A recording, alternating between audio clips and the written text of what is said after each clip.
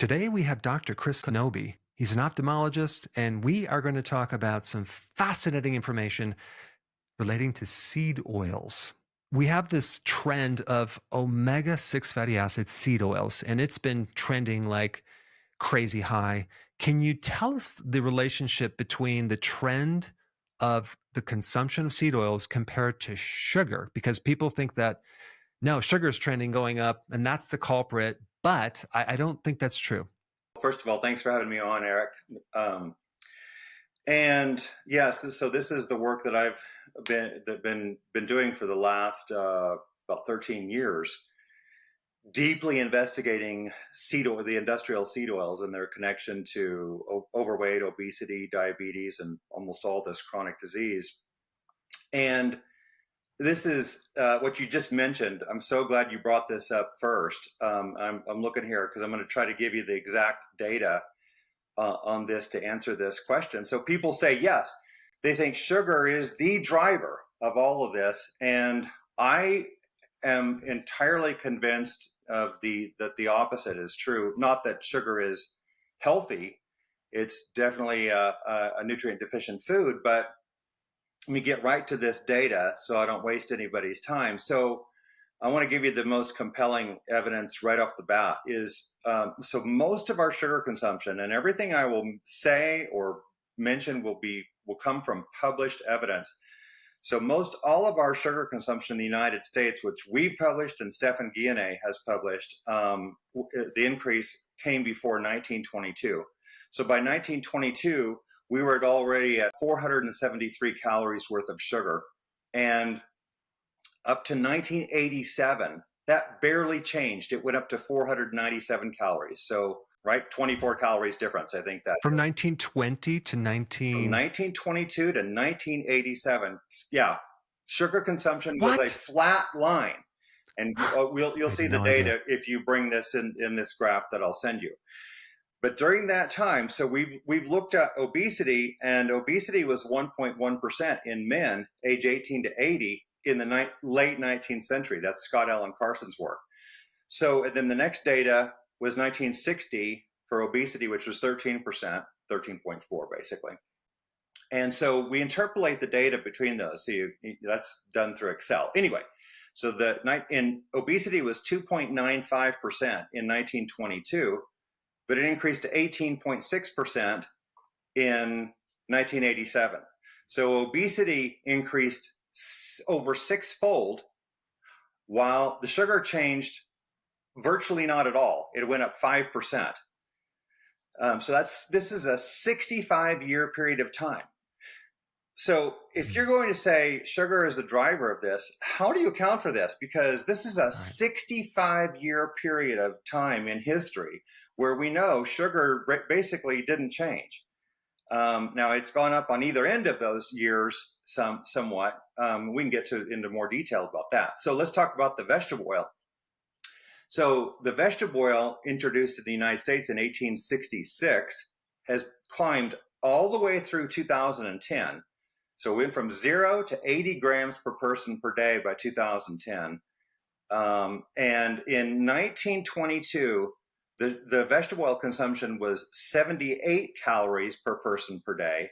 And that increased to 1987 to 497 calories. So just to kind of recap that data, yes. We're talking about, if you type in with ChatGPT about seed oils, it says, oh yeah, the average person has about 20 grams. No, it's 80 grams, which is basically about, 1/3 of our calories, isn't it? We're right, almost like 25%, or 1/3 of our calories, which is about a half of a cup. No, is it a third of a cup? It's a lot of seed oils. Yes, it is. It's not this 20 grams. Between 1922 and 1987, sugar went up 5%. Vegetable oils went up 605%. Obesity increased 6.3-fold, or 532%. This is a 65-year period. And if you want, I could mention the evidence on diabetes. It's even more compelling, the increase in diabetes during this period. Do you want me to mention that? Yeah, because people, I don't think people realize the how a fat, an oil, can cause diabetes, because they're always thinking blood sugars, but right. I'm sure you can tell us like what's going on there. Right, we can get to that. So the evidence on diabetes. So diabetes was so it's incredibly rare in 1890. This is published by Sir William Osler. Diabetes affected 0.0028% of the population. Now it rose all the way to 13% of the population by 2016. That is a 4,643-fold increase in diabetes. But let's just talk about, let's go back to 1922 to 1987. So we're looking at the exact same time frame we were looking before. Diabetes increased from about 0.09% in 1922 to 2.6% in 1987. It's gone up way, a whole lot more since then. How big of an increase is this? 2,800% increase in diabetes, a 29-fold increase during this 65-year period. So obesity went up 6-fold, diabetes went up 29-fold during this 65-year period when sugar did not change. So and I've got this evidence all over many other countries all over the world. It is everywhere I look. So far, I'm seeing evidence like this where you've got sugar and even carbohydrates flat or going down even. And the data gets more interesting if you look more recently, since 1999, that sugar's a bit on the decline while our obesity and diabetes rates have escalated exponentially. It's day coincidence. I mean, when you analyze data, you want a trend, you want to look at comparison from one date to another, and you, this is smoking gun, and this is it. Wow. Yeah. So basically, when someone consumes seed oils, and of course, they call them vegetable oils. Mm-hmm. They even have pictures of vegetables, right? So you have these wonderful vegetables, but those are not in here. And it's heart. They actually can put heart healthy. We'll get into that. What's the mechanism causing diabetes in a kind of a simple way? How would you explain that? Yeah, the very simple one-sentence answer is that they're driving mitochondrial dysfunction. Okay. So the way that, if we get into a little bit more detail, is that the seed oils that are rich in omega-6 fats accumulate in our body fat. And these omega-6 fats and omega-3, they're polyunsaturated. So they're prone to oxidation. And so when these fats, they accumulate in your body fat, then they're prone to oxidation, which inside the body, as you always say, it's very equivalent to rusting. And inside the mitochondria, which is the powerhouse of our cells, there is damage to what's called a cardiolipin molecule, which ultimately is an important part of the electron transport chain. There's something that it targets specifically in the mitochondria as this fat is being turned into energy and into the storage of ATP. Are you saying that? Well, first of all, can we use this oil as energy? Yes, absolutely. We can. We burn it. Yes. Okay. So, but in the process, because it is the way it is, it basically damages something in our mitochondria, which then doesn't allow us to make the final product of energy. Well, it's not in the process of burning the omega-6s. It's the fact that they're incorporated into these structures, these molecules, okay, and in the cardiolipin, and then they become oxidized because they're prone to be, they're subject to attack by free radicals. So do they go into the membrane? Yes, and then that membrane becomes leaky, and that inner mitochondrial membrane, and it leaks the hydrogen protons, which have to create a gradient in order to. So let me just unpack ATP. That a little bit, because that's a little complex. Yes. So if you take the membranes around, I have a cell. We have a membrane around the cell. It's this outer cutting, and then on the inside of the cell, where there's a mitochondria, there are these little things right here, and they have membranes around them, the little saran wrap type things. If you even stretched out, I don't know if you've ever calculated the surface area of just the cell membrane. Mm-hmm. If you take the number of cells and you stretch them out, the surface area comes to 90 acres, which is like, what? So there's this huge surface area. And this is how the mitochondria makes energy, because it starts to creates this difference with certain things on one side versus another, kind of like a battery. And then you have voltage and this whole thing. So that membrane is essential for creating electricity and power to be able to store energy. So, right. So in other words, this fat gets into that membrane, and now it kind of starts leaking, mm-hmm. and then now we lose the power. It's kind of like having a car and you loosen one side of the bolt on the frame. It's like, now we don't have that stability, right? It's just like flying all over the place. Yeah. Okay. Great analogy. Interesting. Right. Interesting. And then I'll just mention too that the accumulation of these omega-6 fatty acids in our bodies, they ultimately drive not only this pro-oxidative environment, but it's also pro-inflammatory. It's directly toxic through what are called advanced lipid oxidation end products, and it's nutrient deficient. You don't get any vitamins A, D, or K2 in the vegetable oils, no matter even the good ones. You don't get any vitamins A, D, or K2. So I always say these are the 4 pillars of hazard, and you put these together, and you just have the recipe for metabolic disaster and physical degeneration. Back to, well, what's driving obesity? Well, part of it is that you've disabled or caused dysfunction in the mitochondria, and you can't burn fuel properly. And so then your energy consumption, your energy production in your own body goes down. And at the same time, you want to eat more when you consume the vegetable oils. You're probably trying to get more energy because you're not making energy.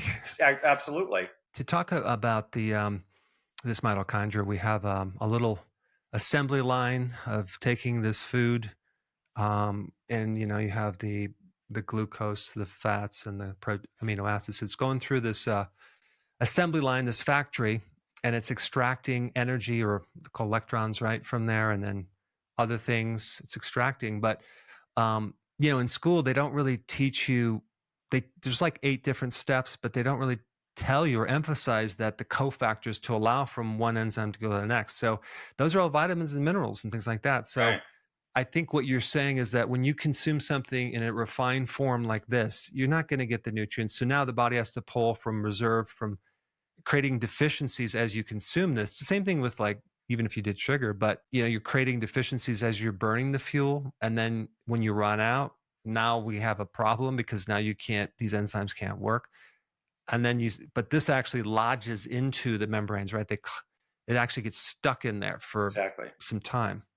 That is such a great point, Eric, because so many people are just overlooking the fact that especially we're so deficient in minerals, and these minerals, as you said, they're the cofactors of all these enzymes. If you can't run these enzymes, it's just like, as you use an analogy about a car. Well, if parts of your engine are not functioning, there's going to be an overall problem with power output, and then all sorts of things start failing. And in our bodies, this is where we start gaining weight. We start becoming insulin resistant, which means that your body doesn't respond to insulin, then your glucose goes up, and you're just poisoning yourself with these. These are what I call chronic metabolic biological poisons. Short answer is these are poisons. When seed oils were first introduced into the diet, I think, weren't they I think in the book, if I remember correctly, they were kind of like, well, what are we going to do with this waste product, because they're using it for something else? Oh yeah, let's put it in the food supply. I mean, what happened at that point?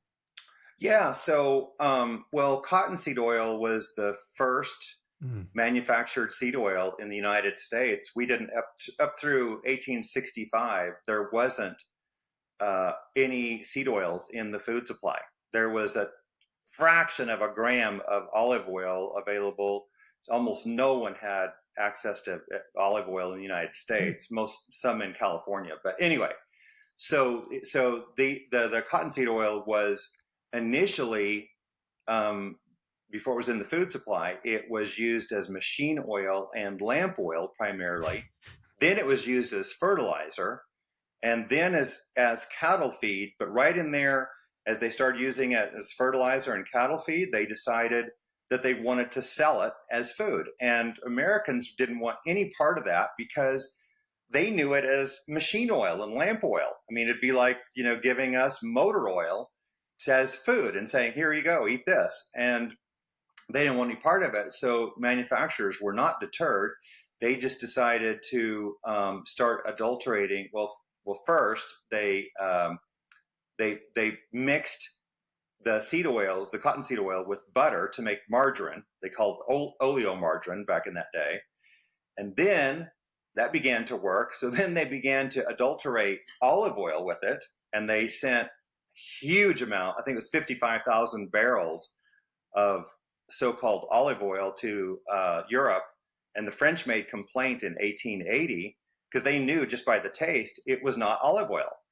And that it was like half or something like that vegetable oil.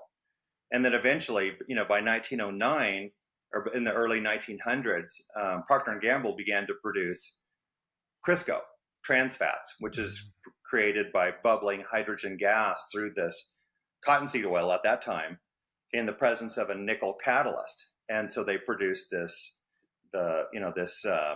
product that looked kind of like lard, and that's what the goal was. So the whole goal with these was to make money. It wasn't because they were healthy. The goal was to make money. It was to outsell butter and lard with these oils somehow. And that's what they did. And they were extremely successful. And there was a lot of money in it. So we got cottonseed oil initially. And then in 1909, soybean oil entered the food supply. And then we got all the rest. So now today we've got soybean, corn, canola, cottonseed, rapeseed, grapeseed, sunflower, safflower, rice bran, sesame, and peanut oils. Those are my list of sort of the worst that now account for, as of 2010 anyway, 80 grams per person per day, which we talked about earlier, is 720 calories worth, 32% of U.S. caloric consumption. So even if you there's going to be a little bit of plate loss there. So it's at least a fourth, if not a third, of the American diets coming out of these gigantic factories that look like petroleum refineries. And then parallel to that campaign, they have to invalidate the saturated fats. Yes. And what I think it's fascinating to me, when you look at any type of junk food, right? Whether it's this or the goldfish, or even used to be my favorite. If you look at these, they say, well, saturated fats are junk foods. They're in the junk. No, they're not. I actually looked at all these, and there's very little saturated fats. It's all unsaturated fats, which is fascinating to me because that's kind of like a downplayed point that ultra-processed food calories are just a tremendous amount of unsaturated fats, and people think, oh, that must be healthier, but no. It's just exactly. It's just the opposite. They're very, very unhealthy. And yes, all of the processed foods are using seed oils. You try to find a processed food that has butter or lard or beef tallow in it. You just will hardly ever find any. So there's, I don't know how many, tens of thousands, if not maybe hundreds of thousands of processed foods and restaurant foods that are all laced with, they're just loaded with vegetable oils. So when my wife, she cooked something, like shrimp, and there was olives in there and feta cheese, and I ate it. I didn't sleep that night, and the next morning I'm like, I normally sleep good. What's going on? So I went to see where she got those olives and that feta cheese. It was in a container filled with, I think it was canola oil. I'm like, not even olive oil. I'm like, canola. I just basically consumed probably a half a cup of canola oil. And I'm like, wow, my body does not do well on that stuff. Yeah. But they hide it in so many different products, even in, you would think to be olive oil in there, but there's not. And even like when you buy feta cheese in these little glass bottles, and you're like, wow, look at. See, so in other words, you have to read the labels. You have to. Restaurants, you can't really. You'd have to ask them what oils, but people need to start, reading labels. Yeah, you have to be extremely vigilant in order to get seed oils out of your diet. So if you eat in restaurants or you eat processed foods, it's all danger zone because they're generally just loaded with the vegetable oils. And people are very confused that so many people will say, well, I don't put any vegetable oils in my food, and you don't need to. You can get your 80 grams a day without ever buying a bottle of vegetable oil. You just eat processed foods and you eat restaurant foods, and you'll have it. You'll get that much. I was at the health hacking event a couple weeks ago, and someone said, let's go to this restaurant that's pretty good. And I noticed that they emphasize they don't use seed oil. So I'm like, I have to get their business card to find out. Wow. I'm like, tell people to go there. But I think what I want to do is start promoting or recommending restaurants that don't give these seed oils, because I think that would be a completely new thing that I would love to go to. And you could go there and know that everything on the menu is no seed oils, because it's so insidious in our food supply. This is crazy. And there's actually a couple of apps, or at least one. I think there's 2 apps now that will direct people to restaurants that do not use seed oils. And really, unfortunately, Eric, I don't know the name of those apps. I'll find them and put them in the description. Yeah, those would be excellent for people to find some of those restaurants. There's precious few restaurants that don't use seed oils, but they are learning this from us. They're getting it from people like me and you. So I guess I didn't know this, but you clarified something. In the fat cell, there's a lot of saturated fat, there's cholesterol. I did not know that these polyunsaturated fats went into the fat cells, and I didn't know that we can actually even burn them. I guess we can, but with a package, with a price to pay. Yes.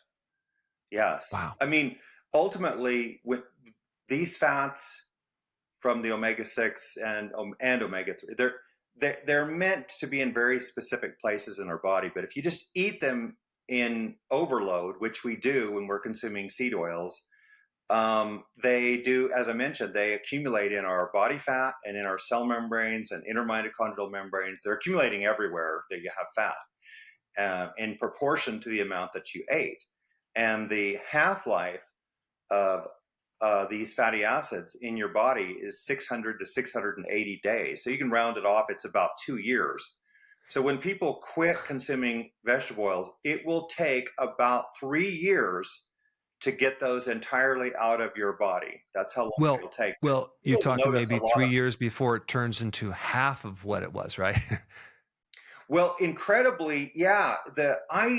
Because of pharmacology, I was under the impression when I first learned this that it would take 5 half-lives to get them out of your body. But there is a paper that showed that if you do all the math, the authors figured this out. This was decades ago.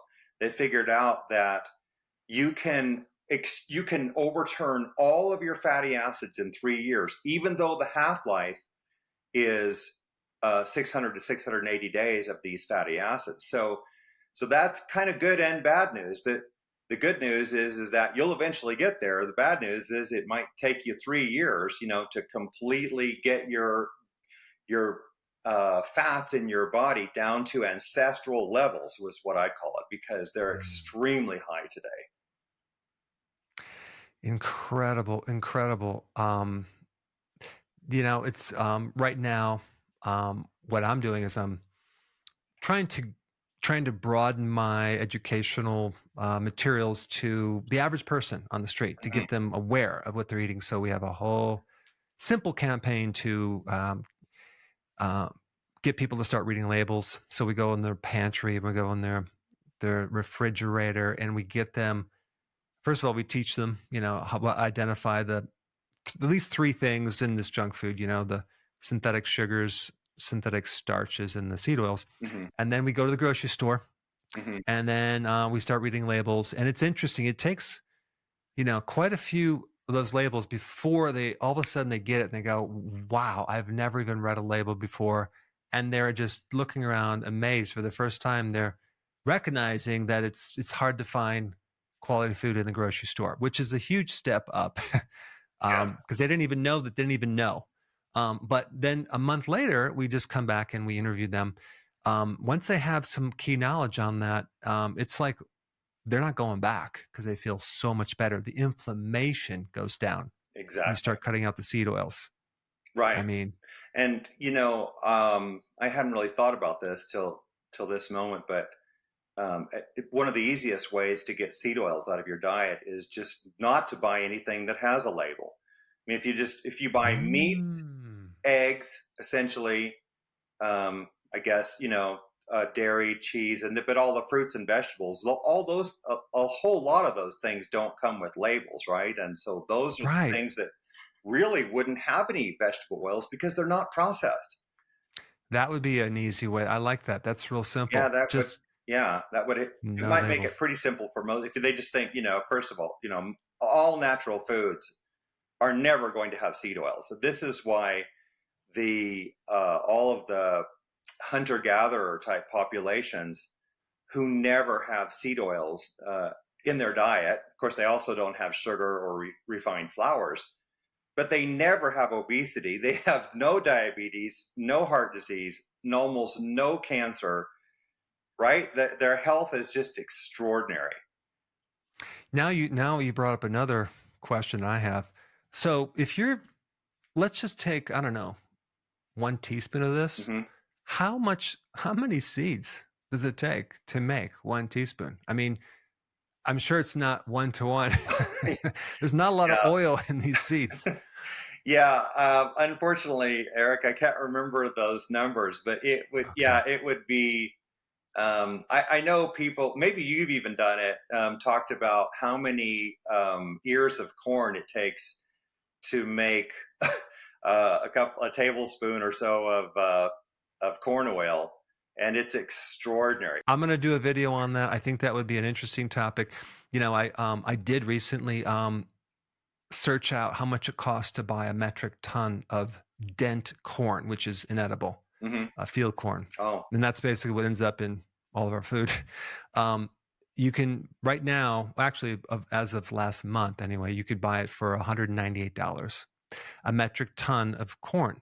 wow. Which then can produce, I think it was up to almost 7,000 boxes of cornflakes.